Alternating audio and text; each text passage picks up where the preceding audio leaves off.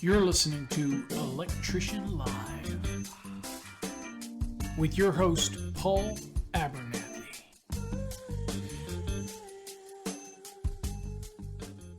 What up, everybody? Welcome to Exam Prep Night. We do it every week.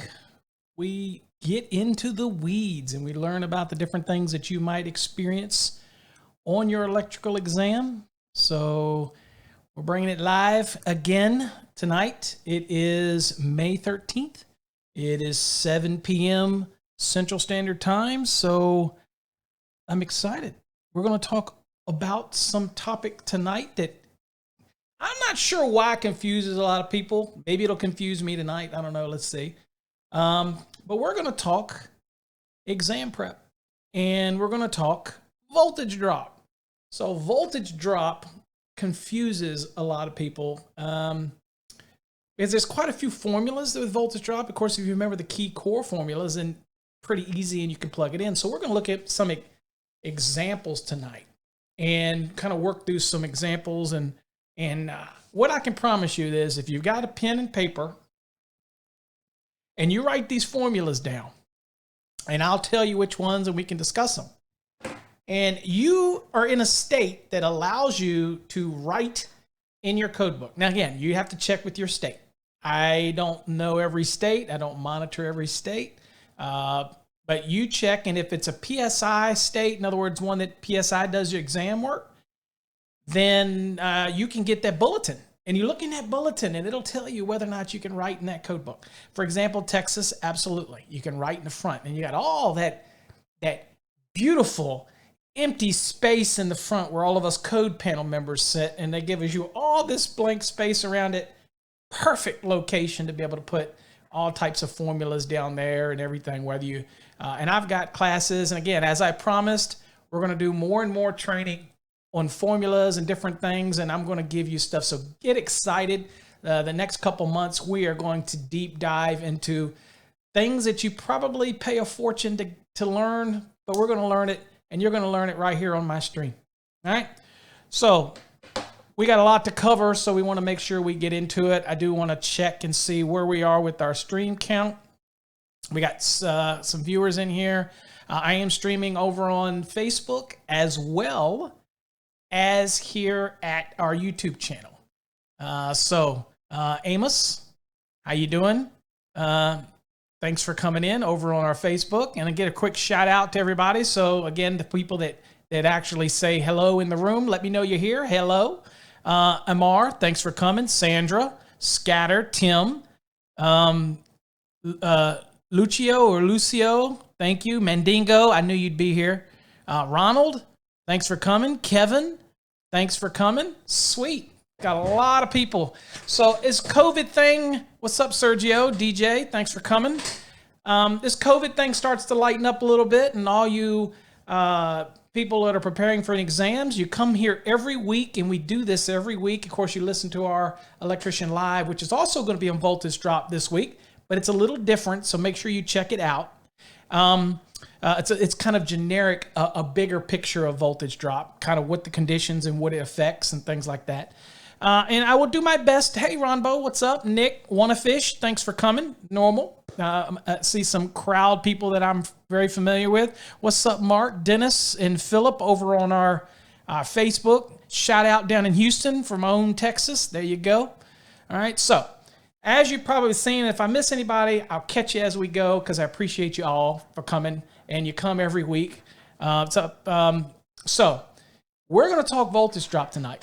And I'm probably going to give you some opinions of voltage drop that I think are stuff to consider in dealing with voltage drop because, at the end of the day, voltage drop to me, or how I see it, is critically important. Not just because, people know me as a wire and cable guy, right? So they're thinking, okay, Paul's a wire and cable guy, so he's making all these requirements for wire. He's wanting us to have all this for wire and cable because, voltage drop, because he works in the cable industry. I mean, I know I can hear it because everybody that sits on the code panel hears that all the time. Oh, they just did this because he sits on the code panel. Okay, I hear it. But the reality is voltage drop is a real thing to consider. Also, because you have to remember that the energy code is really big on this voltage drop aspect, okay? So whether we do it as an electrician, it's already thrust upon us, and we better know how to do it. So we're going to give you, especially on an exam, because this is about exam prep. Of course, it's a great refresher for people that already have their exam. I ain't gonna lie. It's a good refresher. But in the field, we probably don't do voltage drop as much as we should. We probably don't, and we want to know why lights flicker. We want to know why there's issues and things like that. And maybe we didn't take voltage drop into consideration, and we should have during our design. Or as an electrician, when you're thinking about how you're running your circuits, do you think about these type of things? Okay. All right. So let's kind of go on and get started in the presentation for tonight. And I will see your comments and everything, so don't worry. You might not see them on the screen, but I see them, so don't worry. And I will answer as many questions as I possibly can as we move along, if you have any. Let's try to keep them germane to the topic here, because I've got quite a few slides I have to get through in this presentation for you. Okay, so we're going to look at the mysteries of voltage drop, okay, and everything that's associated with it. Now, when you think of voltage drop, okay, I'm thinking, what can cause voltage drop in an installation? Well, low voltage can cause, what's the effects first, I should say? Well, lights that are dimming. Sometimes the TV picture on certain TVs can actually shrink, big power consumption, big flat screens, things like that, because they have to work on a certain voltage range. It can affect it. How about motors? Motors can run hot. I mean, think about your panel if it's down in the garage and you're running a 12 gauge NMB all the way up to the farthest bedroom or bathroom to a hydro massage bathtub. And that length, did you take any voltage drop into consideration? Or did you just say, don't worry about it, it's fine, it's going to be all right? Well, it might. But it could cause your motor to prematurely fail over time. It's running hotter. It's not running within its efficiency range. That can be a problem. Electric heaters will not produce their rated heat output. Obviously, once the voltage value changes, then the heating rating output changes, wattage changes, everything changes. And you can play with that using Ohm's law, Watt's law, and all that type of stuff to look at that. And then some appliances, whether you're residential or commercial, might not operate properly. There's certain ranges that equipment has that they like to see a certain voltage range, right? And so voltage drop can have an effect on the efficiency of that equipment, cause things to overheat, prematurely fail. And of course, it could leave the electrician scratching his head wondering, why are these lights dimming? Now, of course, some people tell me, well, Paul, it could also be a loose neutral. That's true. It could be a loose all the way back at the source. It's true. Could be at the panel. That's a possibility. So there's other reasons, but again, we can attribute sometimes the conductors, the voltage drop being a source of the problem. Now, of course, again, most of you are probably familiar by now that the National Electrical Code really only mandates the requirements for voltage drop in fire pump applications. And it also mandates a value for voltage drop in sensitive electronic equipment.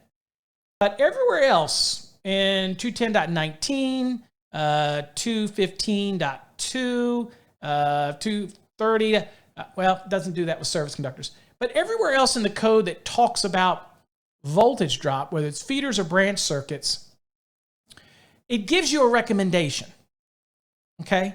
It's not a requirement, but a prudent designer will consider all these things and factor them in for the efficiency of the equipment or whatever's on the load end, okay? So, we're going to do a whole lot of different examples tonight. Tim said, let's talk about multi. It's kind of an inside joke that Tim is sharing with me. If you're in the Fast Tracks program that we have, I can tell you right now, if you haven't had Unit 11 kick your butt, then you ain't working and learning, because don't get discouraged in the program. If you're having trouble with Unit 11, that is one of the toughest units in our program. Okay, and I think Tim's trying to let me know that he agrees that was a tough unit. All right, now, low voltage in a home can be caused by wire that is too small to service the load. So again, many people want to argue that this is Paul or other people's way of saying, let's get voltage drop in the code because we want to sell bigger wire. That is not true. Okay, we're going to sell the wire anyway. The reality is the efficiency of machines and burning things up, and there's a voltage parameter that you work within. Now, remember the utilities typically give you a certain level of voltage, and they have an allowance. Typically, it's 5% they allow a voltage to drop up or down, so it can go up or down over nominal, which we talk about as being like 120, 240. So they typically have the allowance to fluctuate. Of course, that's going to affect our calculations. So we do have to take readings and to know what our values are if we're going to plug in some. But when we're on an exam, and that's what we're here to do tonight, we're going to use known values or what's nominal values that they give us in the question. But I'm just talking in real world electrical work. You're going to make some readings and you might not have 120, okay, starting out with. And you have to take those things into consideration because the voltage drop downstream is going to be evident, and you have to take that into consideration. Now, circuits that are way too long, that don't consider voltage drop, is a problem, okay? And I will tell you tonight, we are not going to talk about sizing the equipment grounding conductor based on the ratio of upsizing the ungrounded conductors. That's for our grounding and bonding training. Not really here. Here tonight, we are just talking voltage drop and formulas and how it relates to you on an exam. This is exam prep night, okay? So just keep those things in mind. But we will talk about that and in other episodes, okay? Grounding and bonding more specifically. All right, so poor connections at terminals actually can cause a reduction in voltage. So making sure that you torque everything right and do everything in accordance with 110.14d, follow the manufacturer's instructions. Of course, 2014 code got rid of the calibrated requirement, but there's other ways to do it. Just make sure you terminate things correctly in order to ensure that you're going to get the right level of voltage at the point where you need it. Okay. Conductors operating at a higher temperature, having a higher resistance than when operating at a lower temperature. So again, effects of voltage drop. Other than things you take consideration, yes, if I run conductors in a raceway in a higher ambient location, that is going to affect the voltage. Okay, so just things that we have to worry about and consider. All these things can affect a voltage drop. Now, let's talk exam. On an exam, they're going to give you basic core things to be aware of. Okay, basic core things. And what we're going to do is focus on what we're going to have in an exam. Okay, and Arturo and Brian, thanks for coming. And let me double check back on the stream over here and see if we got any new ones from over on Facebook. I don't see any new ones there, so we're still going good. Okay, so these are the kind of things that can affect voltage drop. Okay, so that you kind of have an understanding of what we're dealing with. Okay, now, do we have formulas to calculate voltage drop? Well, a simple formula. Oh, I should mention, by the way, this is information from our Fast Tracks program, and I've added extra things to this, but this is the kind of stuff that you're going to get out of our Fast Tracks program as well. Okay, a simple formula for calculating voltage drop on a single-phase system considers only the DC resistance of the conductors and the temperature of the conductor. Okay, so that would be Table 8 of Chapter 9, and that's where you get your DC resistance values. Now, once you start getting a little larger conductors, then what you're going to get into is a more accurate formula, which deals with AC resistance. If you have a steel raceway, aluminum raceways, or non-metallic raceways, if you want to get a more accurate value and you're dealing with those type of metal raceways, then you would be able to use Chapter 9, Table 9. And we'll look at an example tonight. But for the most part, using the values that are in Chapter 9, Table 8, using the DC resistant values are going to be adequate. Okay, not a whole lot of difference in sizes, and until you start getting about 250 kc mil and larger, it's not going to make that much of a difference. Okay, so, and we'll show you some examples of that as we move through this presentation. Now, as I said, the simple is more accurate for the smaller conductors, and as the size of the conductor increases, again, it is typically using normal Chapter 9, Table 8 DC resistant values for all of our calculations are going to be pretty adequate. And if the exam question doesn't tell you things like steel raceways, which should be a trigger to you that they're trying to say, oh, by the way, do what you've been doing, but go over and use the values in Table 9. If you have time on an exam, work them both because it's just plugging in a different value. It's not that complicated. We'll look at some examples, okay? But typically in residential applications, you're perfectly fine with using Chapter 9, Table 8, okay? Large applications, 500 kc mils, 250 kc mils, things like that are larger. Then, again, you can get slightly more accurate with Chapter 9, Table 9 as well, okay? All right, some of the basic formulas I always like to start out with in a presentation, and these are obviously ones that you can clearly write down and write them in the back of your book, and use them for references. Again, like I say, in many states, you can write in your code book. Now, check your state. Don't have them say, Paul told you to do it, and then you get there, and they snatch that code book away from you because you wrote in it. Check with it. If you're in a psiexams.com, go there and see if your state is listed, and they have a bulletin that will tell you if you can write in your code book or not. Okay, so again, do that on your own, and you have to determine that. In Texas, you can. Virginia, you can. I think you can as long as it's in permanent ink, that type of thing. But again, check with your state. Not every state's going to allow it. All right, now, this formula you see on the screen, this is a simple base formula first. And it doesn't really matter whether you come across it being used as ED or VD.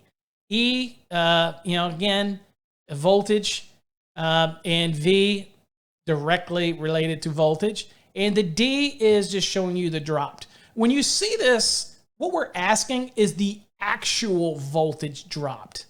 We're not asking anywhere in this examples as you see moving forward. We're not asking, for example, for the 3% or the 5%. We're asking for the literal voltage that is dropped. That's what we're looking for, right? So don't let that confuse you, all right? So in this example, and you could do it either way. It could be 2 times K times I times L, or K times I times L times 2. However you want it, it really doesn't matter. But this is your formula. In fact, later I think I swap them because I always like to put the 2 or the 1.732 first. Okay, but I didn't hear, so all right, no.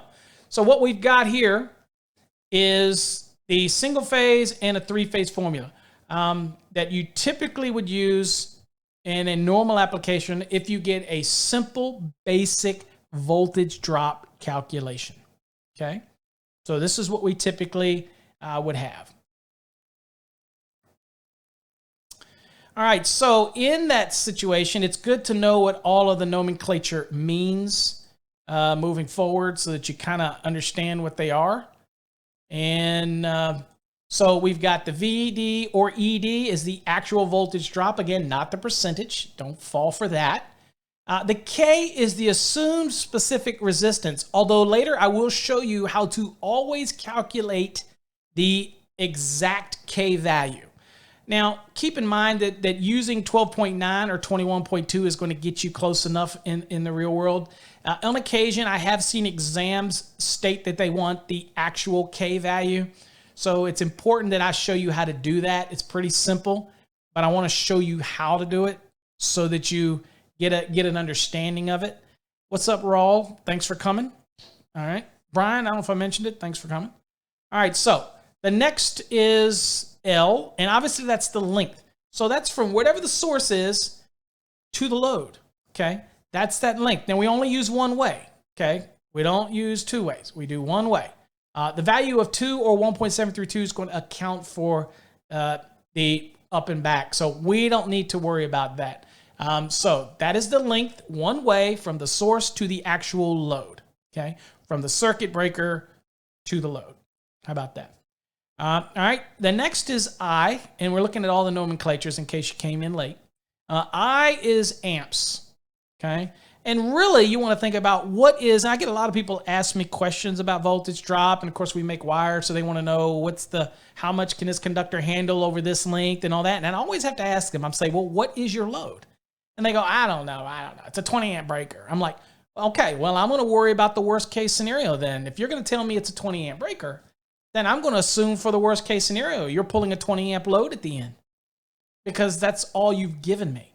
On most of the exams that you're going to encounter, at least the ones that I've been associated with writing or been a part of, they're actually going to give you all these values so you don't have to stress it out or freak out over it. They're not going to have you on an exam have to guess at something. They're going to give you, unless it's just a really crappy exam, and there are some of them out there.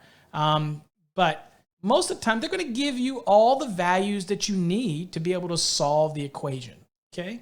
So I equals the load in amperes, and again, it's the ampere value at the end where the load is, okay? So we need to take that into account. Always need to ask that question, and that'll be in your exam, be on your question. So the next is CM, or it could be CMIC, I didn't put that on here, or CMA, circular mill area. All of these are talking about circular mills, okay? And I probably should have put C mill because I use that a lot too, but again, I didn't. So trust me, I will later, okay? So this is here. You said, can we get the CEC? You talk about Canadian Electrical Code. I'm sorry, Justice. I don't deal in Canada. I don't deal in anything to do with Canadians for that part of it. Sorry. No disrespect. But they don't use the NEC, so I don't, although I would expect the values to be pretty similar and plug them in, obviously, I don't do anything on the Canadian stuff, sorry. It's not my thing. And I'm assuming that's what you mean. The next is, again, so when you're using single phase, you're going to use a 2 in our equation that we saw. And when it's 3 phase, you're going to do 1.732, which is the square root of 3. So remember those things. And something that you should learn already, you should know by now, is that, again, The square root of 3 is 1.732. That's the value that we use when we're dealing with three-phase. Now, when you do load calculations, service, and feeders, you need to remember that too, because we're dealing with three-phase. So it's just kind of something to plug in, is when you're dealing three-phase, it's 1.732, square root of 3. Okay. But when we're doing voltage drop, when it's single phase, a 2, three-phase, 1.732. Okay. Now, I will show you later a little trick that you can use the same formula for for single phase, as with using it for three-phase. So if you just get so familiar with using the single phase formula and you want to use it for three-phase, there is a value that you can plug in and it will work out. I think it's just much easier just to replace the 2 with the 1.732 and let it go. But I'll give you all those tips. We got a lot to cover. So, okay. So that kind of gives you an idea of what all the symbols mean that we're going to be working with tonight. All right, now remember I told you that I would teach you how to do the actual K value, because you see the K value come up in all of our 2 times K times I, L times I, or what. How do we find the K? Well, traditionally we use what's called an acceptable value, and that is 12.9 for copper or 21.2 for aluminum. And that gets us pretty darn close. I mean, you'll see some of my examples when I go for the more uber accurate value, then it's off a very, very small. In fact, if you round it, it's not off at all. But sometimes you'll get a question on exam that wants you to use what's called the actual K. And then you're going to use it in long form. You're going to actually use it. Okay. But most of the time, it's not going to change your answer, whether or not you use 12.9 for copper or 21.2 for aluminum, okay? It's not going to change your answer enough. And in the real world, don't even worry about trying to come up with the actual K. Use 12.9 copper, 21.2 for aluminum. But since you're preparing for an exam and it's a lesson of how to do something, we're going to show you how to do something here. You ready? All right, so let's assume we want to find the K value, or the actual K value, okay, for a 10 gauge solid copper conductor. All right, so here's the steps. You see them on the screen. Number 1, you're going to go to Chapter 9, Table 8, and locate the circular mills of a 10 AWG solid, which is 10,380 circular mills. Next, while you're there, you want to locate the DC resistance value for the 10 AWG solid per 1,000 feet, and that's what it's given at, per 1,000 feet in the table. And you want to look for uncoated, because we're not talking tinned or anything like that. We're just talking standard copper conductor. Okay, so if that, you'd see it's 1.21 ohms if you're following along in your code book, Chapter 9, Table 8. And I hope most people would do that, okay? Next, once we have that, now you have to break the DC resistance down into feet per foot. So since the table is given to us in 1,000, we're going to take it to 1.21 and we're going to divide that by 1,000, and that's going to give us 0.00121 ohms per foot. So now we know what it is per foot. Now to solve it, we just simply take the 0.0121 times 10,380, because that's the circular mill value. And that gives me 12.55 or 12.6. So 12.6 is different than 12.9, but 12.6 is the uber, I love using it, accurate value. But I think when you do the math, you're going to see that the 12.6 versus the 12.9, it's just much easier to use to remember the 12.9 for copper and 21.2 for aluminum. Just remember, if an exam ever asks you, and I doubt it would, and it says something about forcing you to calculate the exact K for your work, now you know how to do it, okay? So hopefully you jot this down, you write it down. If you ever want to know where K comes from, other than the values that we say kind of assume are the industry or the trade standard, again, which is 12.9 or 21.2, then that's fine too. You'll come out with it close enough. Okay. Let's see. Let's see. What's up over on my Facebook stream? What's up, Gary? Falls Church, Virginia. Hey, I'm from Virginia. Will, thanks for coming. Victor, hey, Victor, thanks for coming. Excellent. All right. Additional ones coming in. And again, I can't welcome you to the stream unless you say hey. So say hey. Let us hear us. We got a lot of people on the stream, so be sure to yell out, and I'll mention you out. What's up? Again, I think I said hi, Roll, and hi, Justice. You Canadian, you. All right, so let's move on to the next one. Okay, so let's talk formulas. So as you see here on the screen, now again, these come out of our Fast Tracks program, and we go into extensive detail on every one of them. But we wanted to kind of look at, so you see here, you've got about 8 formulas. Some of them I consider what's called alternate formulas, where you're actually going to use the R value or the resistance value that we calculate out for this. Again, you have different options, and we'll see how these apply later, but you've got a bunch of different formulas here to think about. So we look at the very first one. You'll see A and B. Now, this is the traditional voltage drop. And again, we're trying to find the actual volts that have dropped. Okay, so A is, and this is a formula for a single phase circuit. Very common. You see 2 times K times L times I, or it could be K times L times I times 2. Doesn't really matter, the sequence. Okay, and it is divided over the circular mills. Okay, so in this case, if you know the conductor's circular mills you're using, and you know the 2, you know the K, if you're going to use 12.9 for copper, or you're going to go for the actual value, okay? And we can calculate that out because we know what circular mill conductor we're using. So we can do that. And of course, I'll show you that's the alternate method to do that. And of course, you know your length, and you know your amps at the load, what the load is. And you do that formula, and you divide that into the circular mills of the conductor that you're utilizing. And that will tell you what your voltage, your actual volts that have dropped. Okay. Now, before I even get started, people ask me real quickly, well, how do I know what the maximum? So the code, National Electrical Code says that it recommends 3%. It's a recommendation now, 3% for the branch, okay, or 3% for the feeder, or together, no more than 5%, okay? So if I'm achieving 3 with the branch, then I have 2 to spare with the feeder.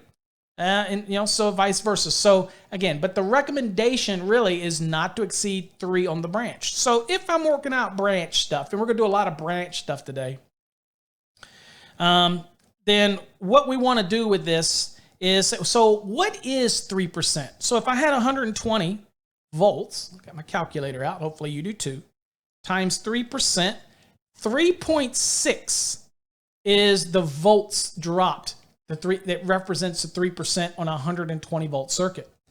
On a 240 volt circuit, I take 240 times 3%, and it's 7.2 volts. So if I start out at 120 and I drop down I start out at 240 and I drop 7.2 volts, okay, then I have dropped 3%, okay?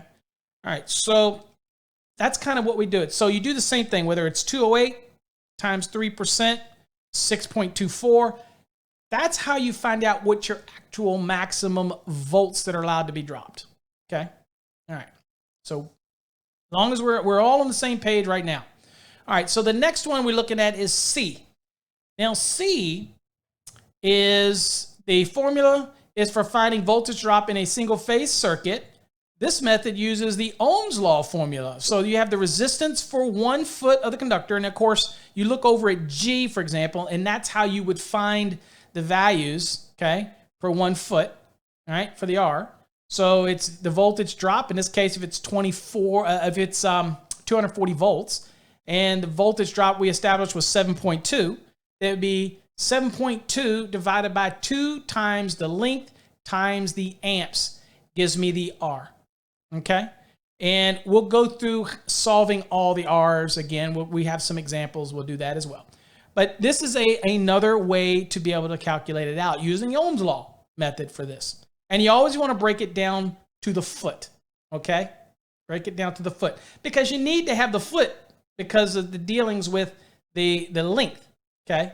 Because the length is going to vary because the table for resistance in the code in Chapter 9, Table 8 is going to give it in 1,000 feet. That's not going to help us. If our length is 150 feet, then we don't want to use the 1,000-foot value. So again, we'll show you how to break things down. Don't worry. All right, so that's A, B, and C formula. And here we're going to go to the next one. So we're looking at D now. And D says, use this formula to find, we're looking at D, use this formula to find the maximum length from the source to the load. Because of the 2 in the formula, the length is only one way. So again, we're going to only go one way. The 2 is going to help us out because again, don't worry about it. We're only going to measure from source to whatever the load is in all these formulas. All right, so circular mill, if we know the conductor's circular mill that we're choosing to use, whatever size, say it's a 30 amp load, we're thinking we're just going to get a 30 amp conductor, it's 10,380 circular mill, plug that in, and if we know the voltage drop is a 240 volt, for example, so it was 7.2, so it's 10,380 times 7.2 divided by 2 times K times I.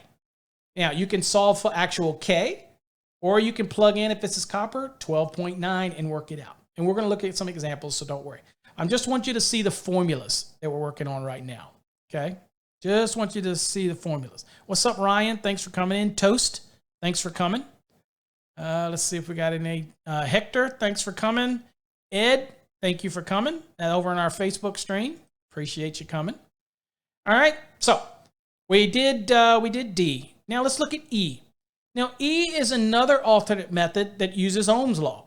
So again, in this one here, you find the maximum length of the source load without exceeding the voltage drop used in the formula. Again, this is an example where we're going to have to solve for R, and when we have to find it per foot so that we can go voltage drop. And this, again, is the actual voltage dropped, okay? Not the 3%. You don't plug 3% in here. We're talking actual voltage drop. Don't get confused on that on an exam. All right. So in this case, what's up, Abdullah, Terrell, Barrett over in the Facebook, YouTube stream. Thanks for coming.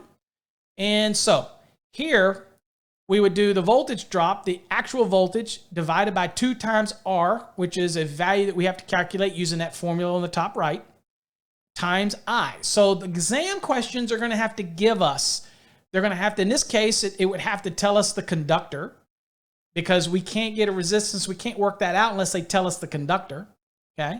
And so you have all these values. Now, when they don't give you the conductor, then we're going to jump up into F. And this is how we find the conductor. And they have to give you this value, okay? So they need to tell you the length. They need to tell you the amps. They're going to give you the voltage drop, or you know the voltage drop. If it's a 120, you're going to use 3.6 because that's the 3%. If it's a 240, you're going to be 7.2. If it's 208, it's going to be 6.24. This is the actual maximum of 3%, okay, that we're going to utilize for branch circuits, okay? Now, I'm going to show you at the end here how to do it, which is really gets people confused, is how do I do it when I have 2 segments and I have a junction box? So you got to hang around for that one, because that's coming last, all right? I saved that for the end, okay, because that seems to screw people up a little bit. Okay, so that's how you find the circular mill, and we have some examples of that. So that's what F is, okay? All right, so we're all the way up to F, and that's a formula. Typically, what we're going to use to determine the circular mill of a conductor based on the size we need to be able to handle the 3% voltage drop, okay?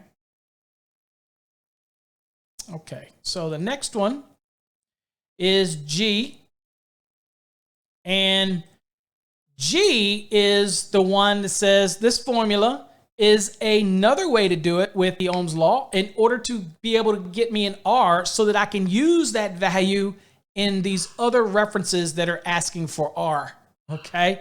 So which is basically fancy resistance, okay? So in this, again, and it's per foot, so you have to break it down. You're not going to use the 1,000-foot value that is in the table. You're going to have to do like what we did earlier and break it down. Don't worry, I'll show it to you again in case you didn't have time to jot it down. All right, so R, the VD voltage drop, the actual voltage divided by 2 times L times I. Again, 2 times L. The L is the length from the source to the load one way, and then the I is the amps, the actual amps you need at the actual load itself. Okay.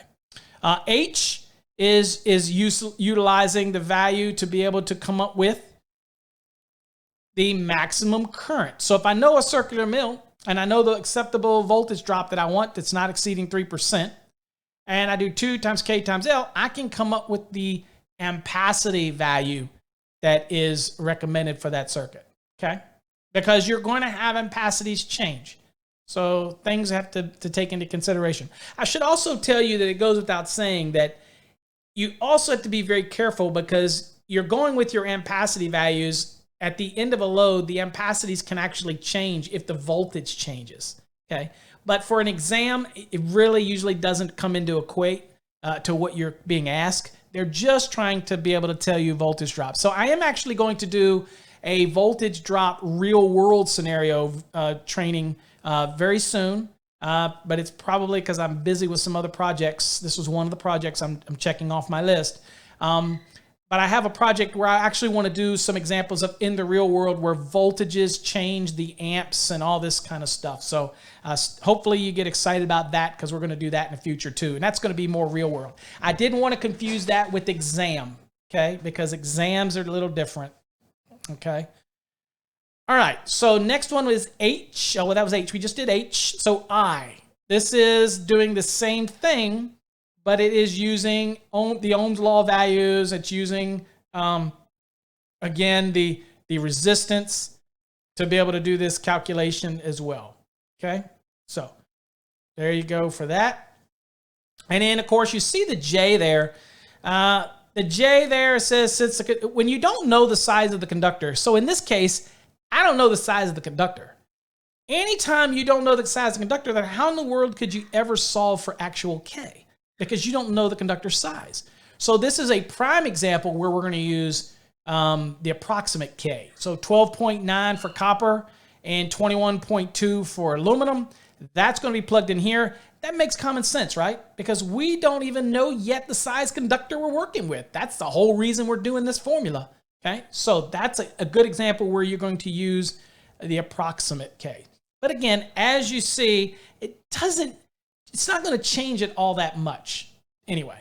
But I just think it's important for you to be aware of that for an exam. Okay. All right, moving along. Okay. And then lastly, the K represents the actual volts that can drop in the circuit. The maximum recommended percentage for the branch circuit is 3%. Be careful not to place 3% in this location. Again, I see it happen all the time that people end up putting a value of 3% here for VD, and they do this and it screws them up. Okay? If it's 120, you're using 3.6. If it's 240, 7.2. If it's 208, 6.24. Okay, those are the type of things that you plug in for VD. Don't make the mistake, folks, on an exam, please. Has it been done? Absolutely. Okay, and I can guarantee you that there'll probably be an answer on the exam that equates to the use of 3% or that value 0.03, whatever it is, the value. I can see somebody doing that calculation out and putting that as a plausible answer. And then you look at it and you make the mistake and you go, oh, that's it. I'll just pick that. And we don't want to do that. We want to make sure you do not have that happen to you. Okay? All right. Let me double check real quick, guys, the stream. And the stream seems okay. All right. All right. Next. All right. So now let's talk a little bit. That was single phase. Let's talk a little bit about three phase. A bunch of formulas, very similar, not the freaking out, okay? Very similar, but we want to talk about them because I'm going to give you two that actually is if you ever forget to do the three phase in these applications, that for the length or the voltage drop, you can utilize this formula and simply use the one that's single phase and just plug in a 0.866, okay? Which is 2 times 0.866 is 1.732, okay? So It's just something you can plug in. All right, so let's look at the equation here. Daniel, we're doing voltage drop tonight. I don't have the ability to sit here. If you want me to do a calculation for you, I'll have to do it at the end. I don't want to get off my topic. Okay, I've got quite a few slides I have to go. But thanks for coming, Art. For Jason, thanks for coming. All right, so, but we can plug in those same formulas, okay, and do the same thing. All right, so, and maybe we'll do it at the end if we got time. All right, so, but you'll see some examples, and I'd really like you to try to solve that one yourself and see if you can't solve it when we get ready to use these formulas. All right, now, let's talk three-phase. So three-phase here, you'll see the A's, B, C, D, D, everything's corresponded. So again, so the A is a simple formula we saw earlier. Whether I put the 1.732 in the back end of it or in the front end of it really didn't matter. And it also has its alternate way to do it again as well, using Ohm's law values, okay? So A corresponds with multiplying factor of 1.732, the square root of 3. It represents the total length of the circuit conductors in a three-phase circuit. The only difference between the single phase and the three-phase is that 1.732 has replaced the number 2. That's it. Don't overthink it. That's it. Three-phase. Just think, three-phase on an exam. Look at the question. It's three-phase, and you're so keyed into 2 times K times L times I, and you see that it's three-phase. Always remember K gets replaced with 1.732. Okay? Easiest way to remember that. The B is these formulas used to find voltage drop in a three-phase circuit, so there's an alternative method as well. And, of course, you got to write the formula how to find it R as well. And, again, same scenario as you did before to find R. It's the voltage divided by 1.732 times the length times the amps, and to find an R, okay? And you'll plug in your R, okay? So again, all these formulas are very similar. We'll see how we put some of these into applications. C, for example, use this formula to find the maximum length distance from the source to the load in a three-phase circuit. Because of the 1.732 in the formula, the length is one way, okay? So it's one way again, covering it just like we did before, okay? So you should be either taking a screenshot, snap it, write them down. If you're allowed to write it in your code book, knock it out, throw it in your code book. Oops, sorry about that. And be, okay, so C mil means circular mil. That's the value that's in Chapter 9, Table 8 for your conductors. Okay. Once you get all the way up to about, when you get to 250 kc mil, that is 250,000 circular mil. A 500 kc mil is 500,000 circular mils. Okay. So cm is circular mils of the actual conductor. Okay. See, you came in late. Okay. So hold on. You came in late. So I gotta. Okay. Couldn't tell you. Every exam's different. If I was a good person that wrote exams, Jafar, I would use a variation of any of these. But at the end of the day, probably the most you probably will see will be the VD. If they're asking you for the actual voltage that's dropped in a circuit, then that's typically what's going to be used. It's going to be the 1.732 times K times L times I, or you might see it the other way. K times L times I times 1.732, it doesn't matter, divided by the circular mils of the conductor that they give you. If they don't give you the conductor, then you'll have to size for the conductor. So then you're going to go over to use, for example, on the screen, you would use E, which is now I've got to use the values that they give me in the question to solve the conductor that I need. Okay? And so that type of thing. The good news is that if I don't know the conductor's size, but I know what my voltage drop's going to be, which again, hold on for a second. So it's going to be voltage drop, for a 240 volt. In this case, let's say 208 because it's three-phase. Then I'm simply going to go 208 times 3%, and it's 6.24. So that VD value, if I'm looking for conductor size, is going to be 6.24. That's what I'm going to plug in there. I'm not going to actually plug 3% or 5% or whatever percent.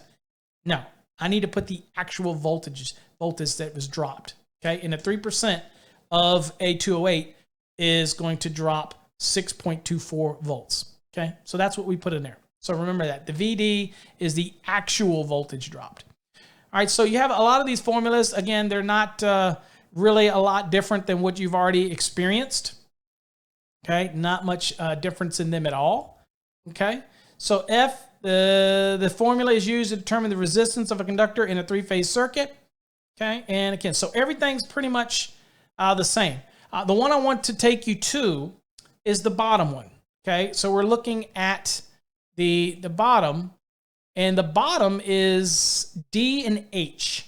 Okay, so this one here, if you don't remember to do 1.732, then you can do 2 times K times L times I times 0.866.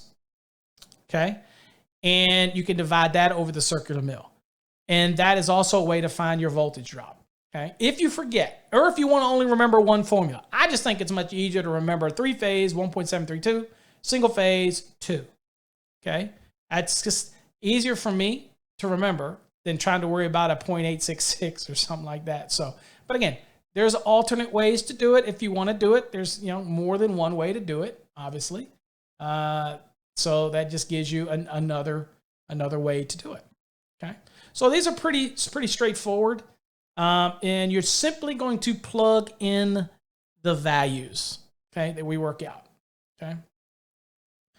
Believe it or not, I'll probably, you'll do this and you'll go take your exam and then you'll say, Paul, you're full of it.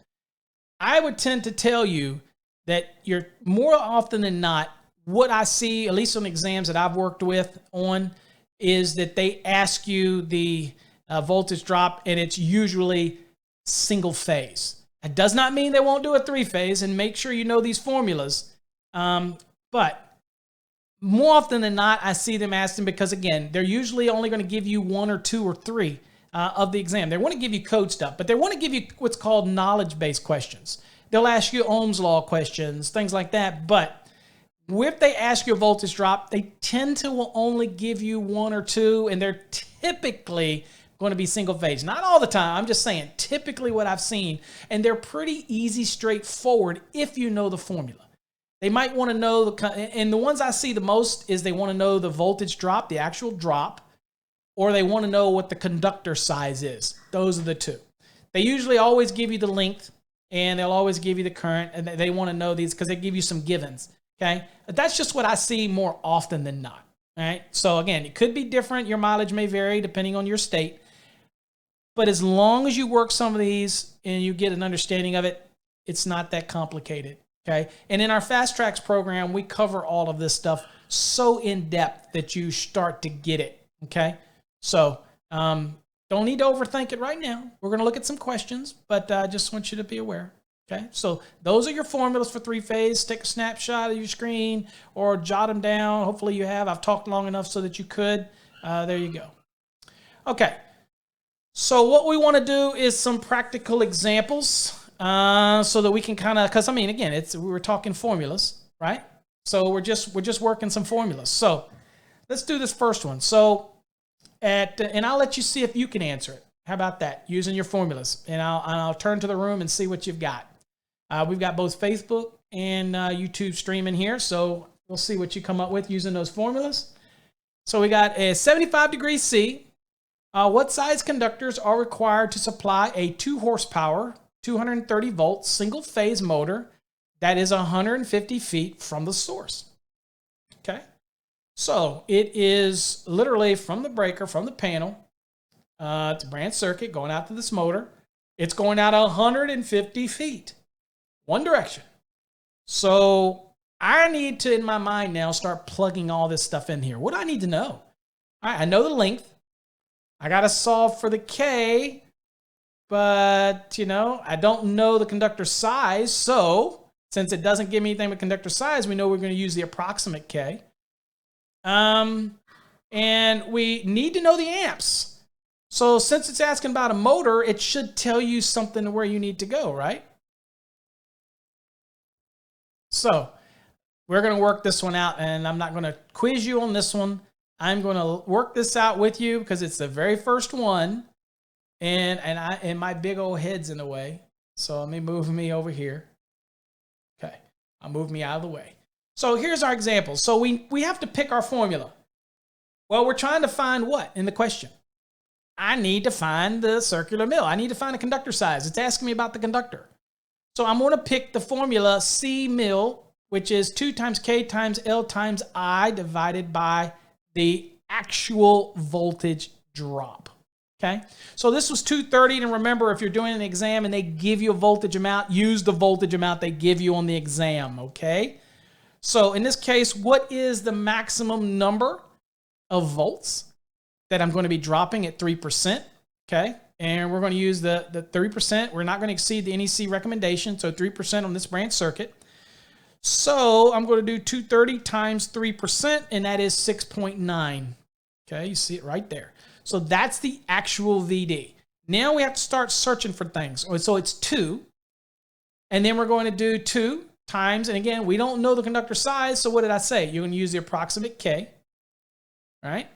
So we do 12.9 and times 150 feet, right? Times 12. 12 was the, well, where did we get the 12?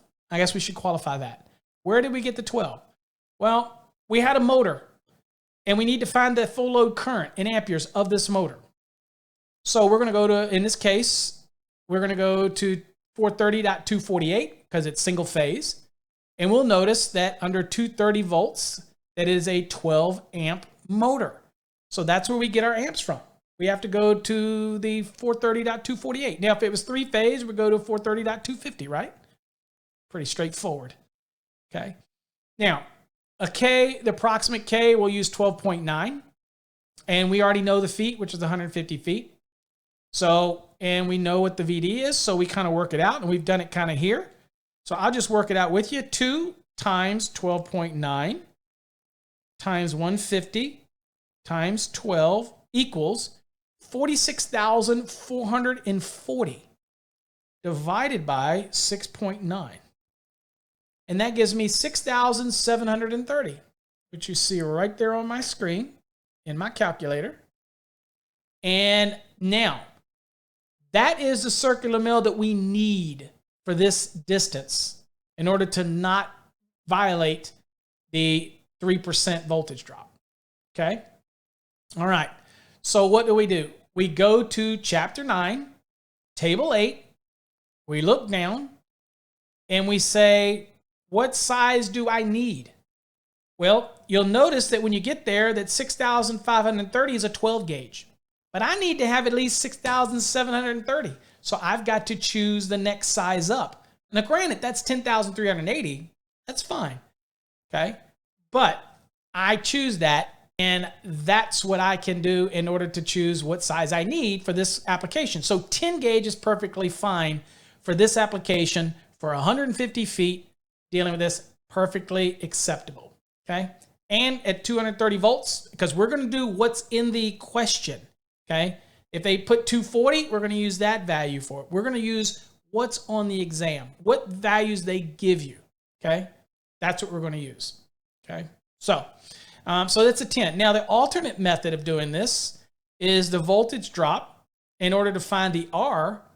Okay? So we can do this another way to find a conductor.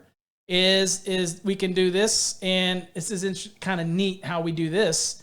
VD divided by 2 times L times I. So we know the VD, we know the 2, we know the distance is 150, and we know the 12. So we know all the values here, okay, that we had before. So this is just another way of doing it once I know all the values. Now, I divide 6.9 into 2 times 150 times 12, and that's going to result in a 0.001917. Okay, now that is the actual resistance, okay, that we're going to be working at, okay, per foot.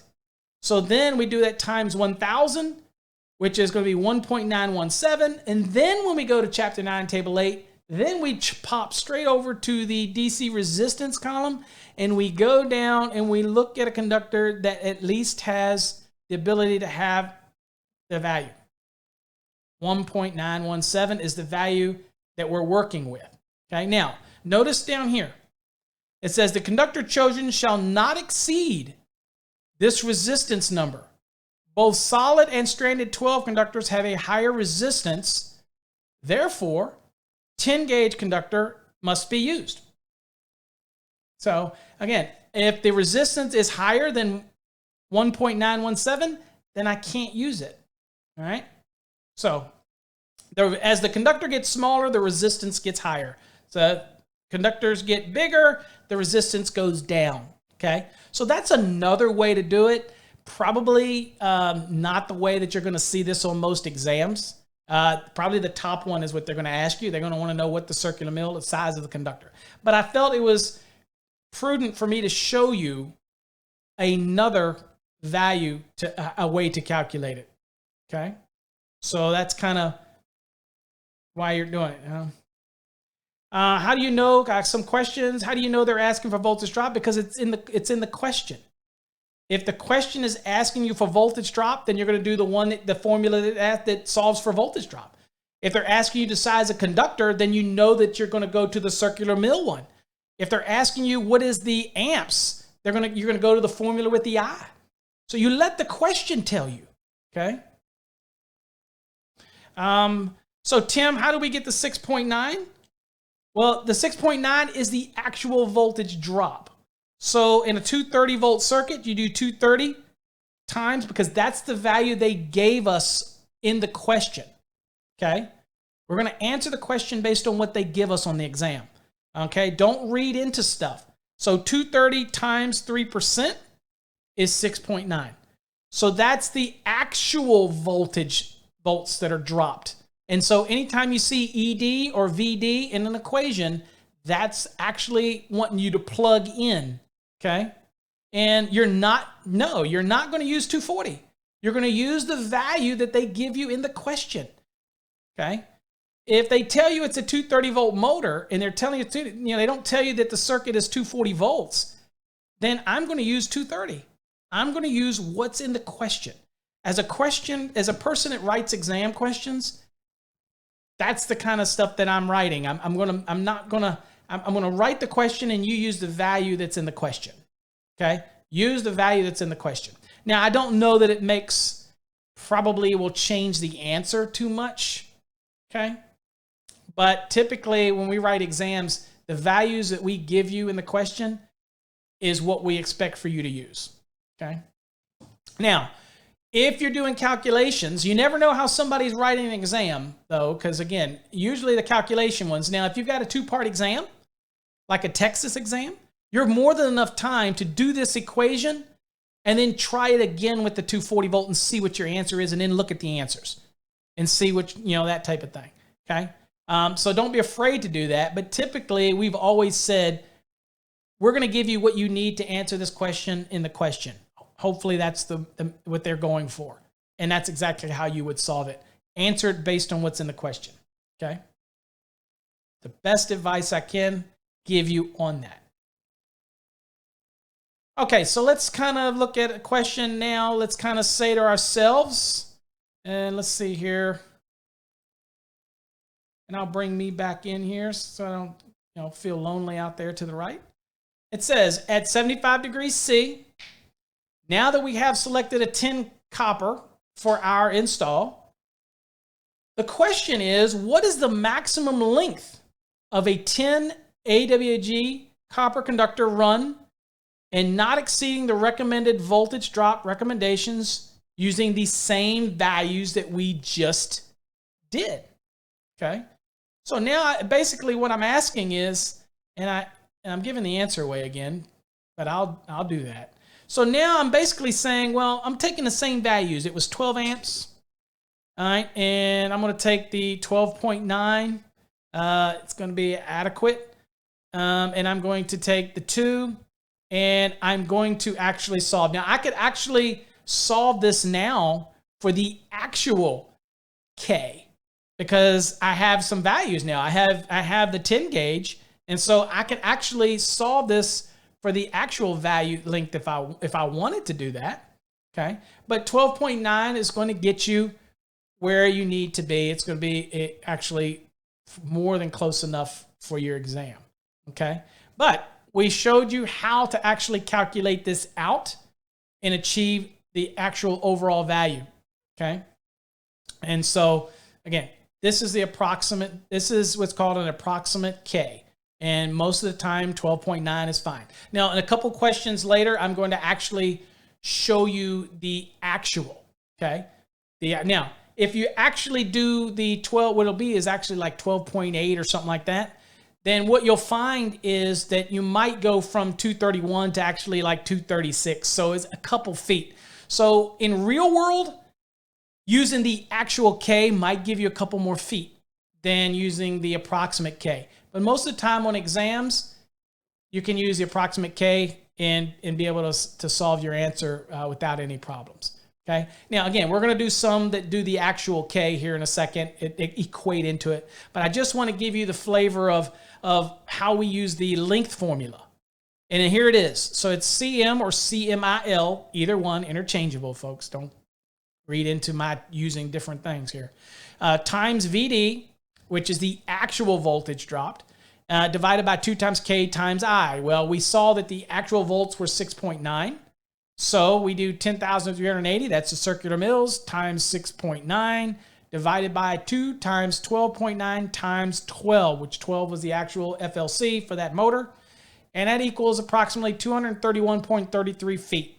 Again, that might change if you use the actual K, a few feet, but this is going to get you usually in the right direction. Now, I'm going to show you how to do some with the actual K so that you know how to, if you don't want to use the approximate. Now, we use the approximate anytime we don't know the conductor size anyway, okay?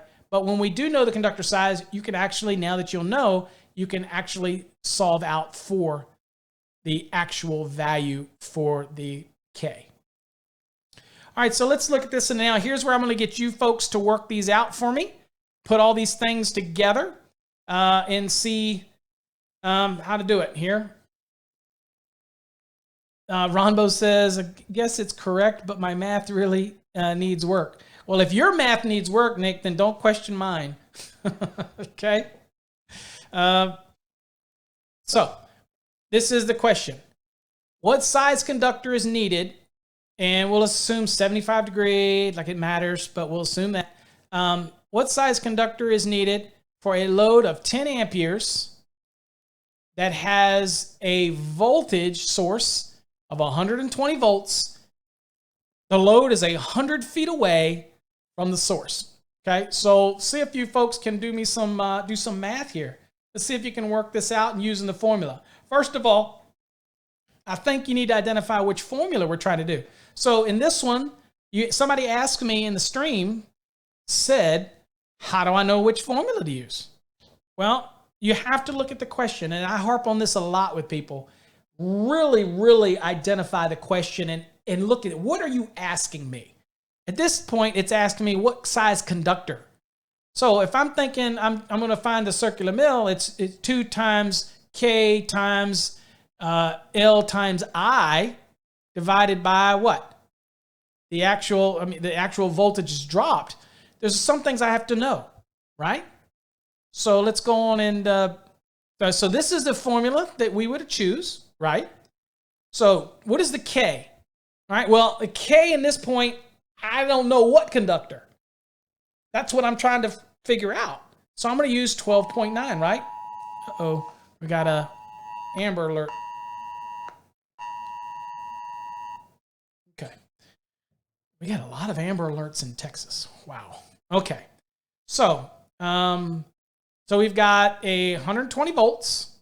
So anyway, so 2 times K, which is 12.9. The length we know is 100 feet.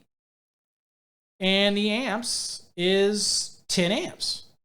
And the voltage drop, as we said earlier, Tim, to find the voltage drop, which is the actual voltage drops for the 3% that we can't exceed, or that's the recommended that we not exceed. So that's 120 times 3%, and that's 3.6. So you plug all this in. So we're going to do that. So 2 times 12.9 times 100 times 10 divided by 3.6. Now, Brian says it's a 10. Okay, so Brian's done all the math, worked it out. But you see how we're doing the formula? Okay. So that ultimately is 25,800. And for Ronbo, I'm going to check my math.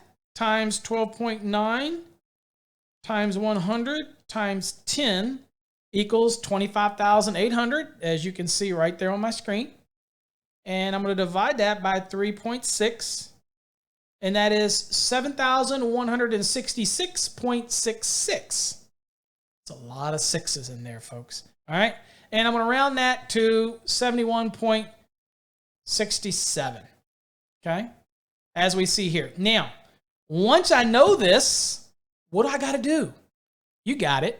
I have now got to do, hey, Charles, I didn't see you in here. Thanks for coming. Elwood, I didn't see you in here, although I was talking to you, but I didn't acknowledge you. Sorry, buddy.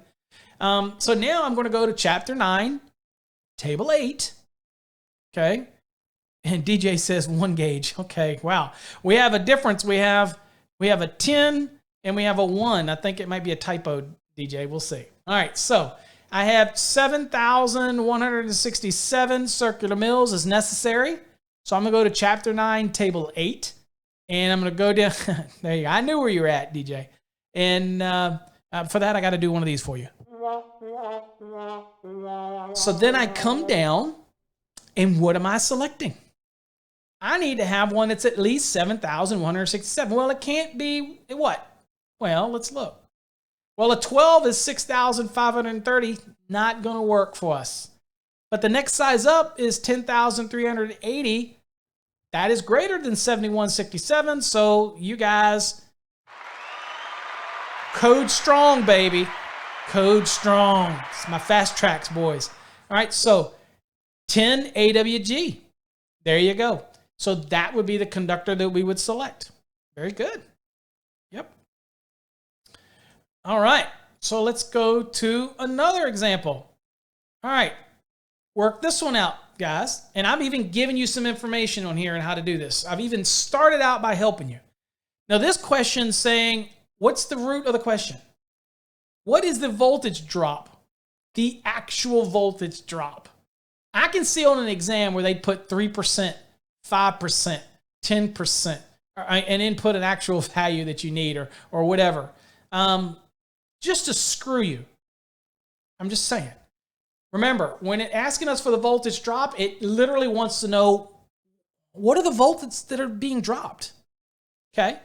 So in this case, it's telling you 208, so we're going to use 208. So what is the voltage drop of a 208 volt single phase circuit that has a load of 20 amperes and is 200 feet away? The circuit is supplied with 8 AWG stranded THW conductors. And it doesn't matter what THHN, it doesn't really matter. But it's telling me that it is an 8 gauge copper. Now, when I see this, it's asking me for a voltage drop. And in this question, it says I want to use the exact K values. Your exam might not. And if it doesn't, then typically you can use 12.9 for copper, 21.2 for aluminum. But now I'm going to show you how we equate the exact K. And it only takes a second for you to compare 12.9 and figuring up your own K when you're doing an exam.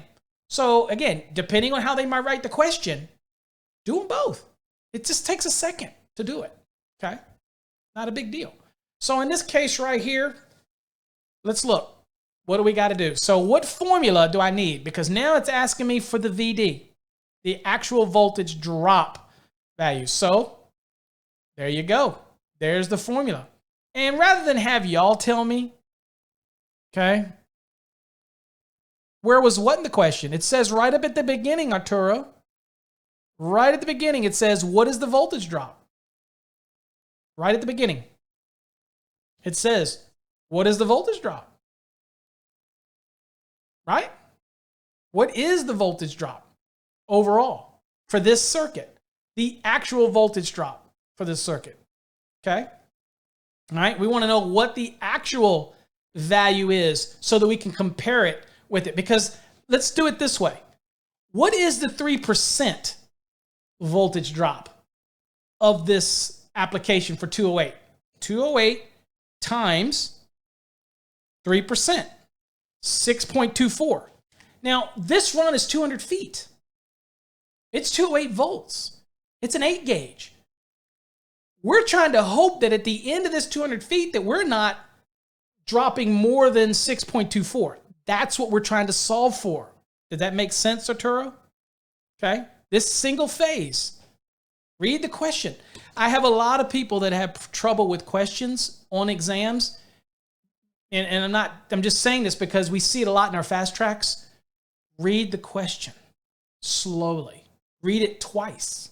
It really will help you. Read it twice. Okay. And it's common. People make the mistake all the time. And it's natural to do that. But we're trying to solve for the voltage drop for this circuit that's 200 feet. We know, hold on, Amber Alert again. It's not easy to turn those things off. I thought I told them to not abduct anybody while I'm doing my show. I'm serious, okay? I didn't mean that. Anyway, so in this case, it says single phase, Arturo, right here.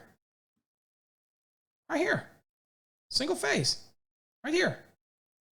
208, single phase. It's in the question. It's all there. Right there. It says 208 volts, single phase. In the question. Trust me, it's all there.